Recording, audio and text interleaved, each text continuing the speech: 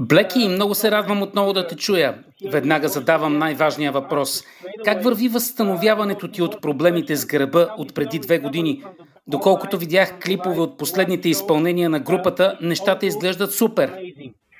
What big difference from the last time I was there with you guys, right? Yeah. Определено има голяма разлика спрямо 2 години назад. Пътят беше много дълъг и труден, с много дълга физиотерапия, но в общи линии сега се чувствам почти нормално.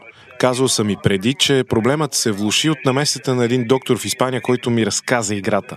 На практика, заради него имах 2 струшени диска от гръбнака. За щастие, лекарите, които работиха с мен в Берлин и след това в Лос-Анджелис, бяха наистина страхотни. Радвам се да го чуя. На клиповете от скорошните няколко концерта в Европа изглеждаш в супер форма и заслужаваш комплименти. Няма да забравя каква тъжна гледка беше да те видим на онзи стол в София преди 2 години и никога не искам да се връщаме към онзи момент. That makes two of us. I really don't like doing that. But I must admit. Ставаме двама. Благодаря ти. И на мен не ми беше приятно. Всъщност, първите 1-2 пъти с столчето направо го мразех. Струваше ми се ужасно. Но накрая, след 5-6 концерта, си казах, май не е толкова лошо да си седя така. Шегата на страна. Наистина ми се иска никога повече да не се налага да излизам на сцената така. Миналата година изненада всички с решението да изпълняваш целия едноименен дебютен албум от начало до край за първи път в историята на групата. Сега това турне за щастие идва и в Европа. Кажи ни, как въобще ти дойде тази идея?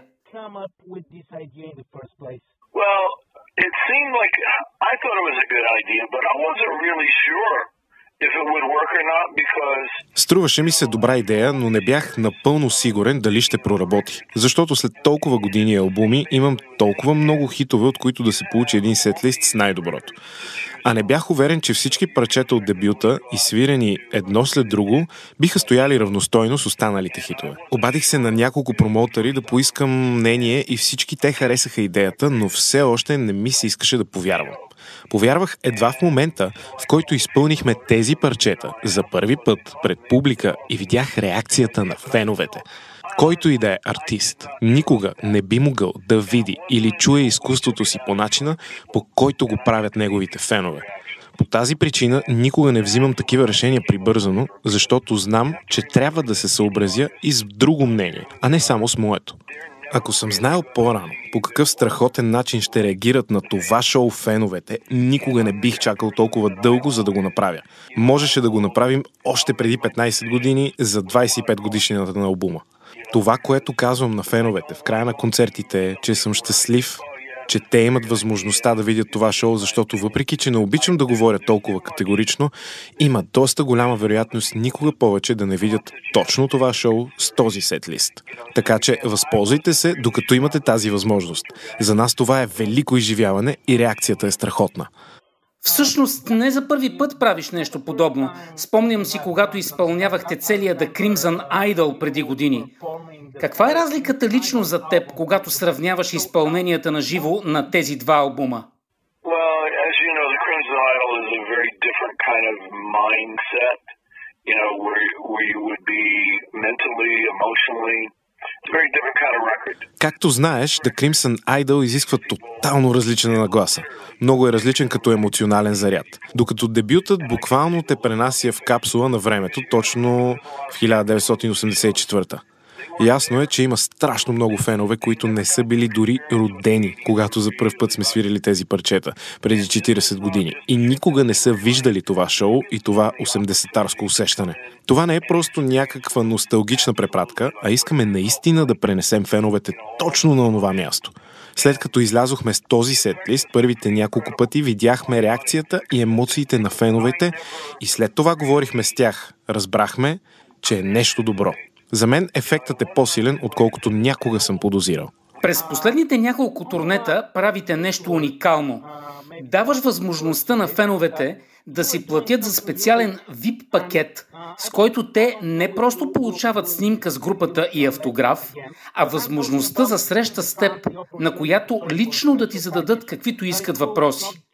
Надявам се тази възможност да я има и за феновете в Европа сега. Ти винаги си бил човек, който цени личното си пространство и ми е интересно как ти се отразиха тези срещи.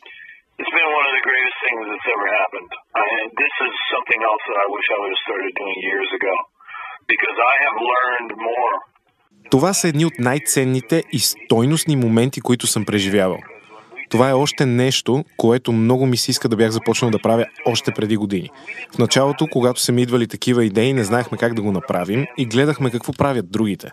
Както ти каза, повечето групи предлагат само автограф и снимка с групата, но това за мен си е чист обир. Що за преживяване е това, когато нямаш възможността да се докоснеш истински до своите идоли? Това, което исках аз, е не само да им дам шанса да ме опознаят по-добре, но което е още по-важно за мен, аз да опозная тях по-добре. Наистина слушах това, което ми казваха и ставаха страхотни разговори. Когато това продължава час или повече, наистина започваш да разбираш как тези хора се чувстват и какво мислят. Отново ще повторя, че аз самия получавам много повече от себе си, от тези срещи, отколкото феновете, защото успявам да науча толкова много за тях. Яд ме е единствено, че не ги започнах много по-рано. Обещаваш ли, че ще правиш тези срещи и в Европа?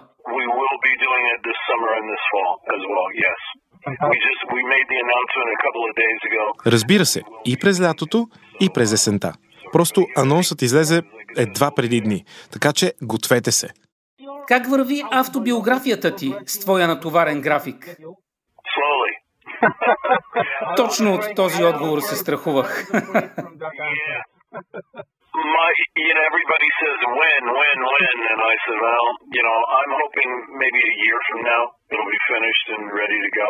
Да, разбирам те добре. Всички ме питат кога най-после ще си готов, кога ще излезе, но имам доста работа. В момента съм на етапа, в който поне успях да събера абсолютно всички идеи и историите за тях, така че трябва просто да ги подредя. Мисля, че напредвам, макар и бавно, и се надявам до 1 година да е готова. Както правилно каза, турнетата станаха по-натоварени и нямам времето, което ми се иска да имам, за да я завърша. Блеки, сигурен съм, че се досещаш за следващия ми въпрос, който е подобен и касае новия ви студиен албум. Как напредва той? Последно беше споменал, че остава още много работа по него. Какво ново можеш да споделиш?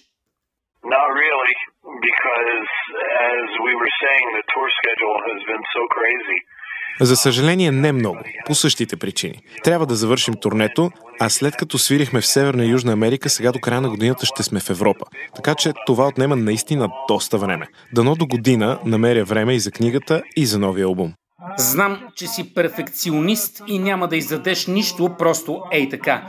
Стискам палци да се случи скоро. Ти беше един от първите музиканти, които заявиха публично подкрепата си за Украйна във войната с руските нашественици. В същото време си дългогодишен републиканец и подкрепяш Тръмп. Чувстваш ли се обнадежден от начина, по който вървят преговорите? Сякаш нямаме много поводи за оптимизъм напоследък.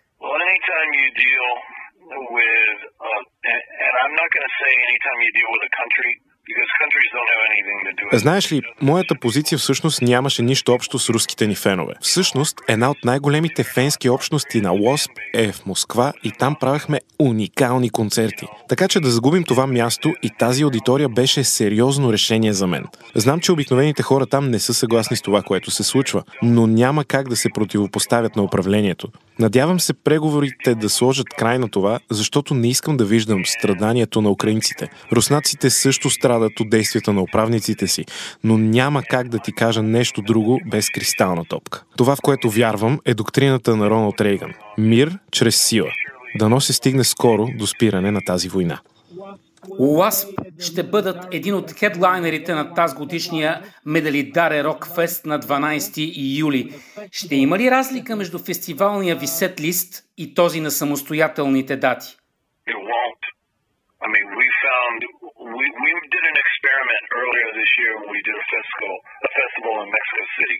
Не, няма да има разлика.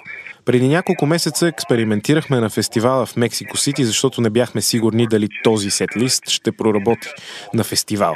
Оказа се точно толкова подходящ, колкото и на самостоятелните ни концерти. Така че в България ще свирим цялото Album One Live Show. О, това е страхотна новина за феновете тук. Yeah, because there was a decision that we had to make because let's say, if we go to Така е. Дадохме си сметка, че ако тази година свирим в България само веднъж и то с различен сетлист, феновете ни при вас никога няма да имат отново шанс да видят първи албум на живо. Свирихме албума преди няколко дни отново на фестивал в Полша, след това в Нидерландия, така че нямаме никакви съмнения, че ще е пълният сетлист и на фестивалните дати. Мисля, че съм ти задавал този въпрос и преди, но използвам повода, че вчера, 19 юни, отбелязахме 30 години от издаването на албума Still Not Black Enough. Кога най-после ще има възможност този албум да бъде преиздаден, както и да бъдат издадени за първи път на винил албуми като KFD, Unholy Terror, Dying for the World, The Neon God? Well, as you know, Universal Music has those records now. We've been trying to negotiate with them. Както знаеш, Universal Music притежават тези албуми в момента и от 2-3 години сме в преговори с тях по темата. Оптимист съм, че тези албуми ще бъдат преиздадени скоро, но преговорите все още не са приключили и не мога да ти дам точна дата. Съгласен съм с теб, че преиздания на винил биха изглеждали страхотно. Последен въпрос, Плеки. Знаеш, че феновете те обичат и при срещите си с теб обичат да ти подаряват какви ли не неща от всички краища на света. Има ли нещо конкретно като подарък или спомен, който цениш повече по някаква причина? They do all kinds of things, probably the thing we get the most of is paintings. Така е, получавал съм много неща, но вероятно най-много ми подаряват картини и рисунки. Някои от тях са наистина много добри. Аз самият не мога да рисувам и съм впечатлен от всеки, който има този талант. Имам добър слух и мога да правя музика, но когато видя някой с таланта да рисува, се респектирам. Благодаря ти много, че се обади, Плеки, и се надявам да си починеш добре тези няколко дни в Щатите, преди да се завърнете тук за втората част на европейското турне. И аз ти благодаря, Стояне. Беше ми приятно да поговорим отново, приятелю.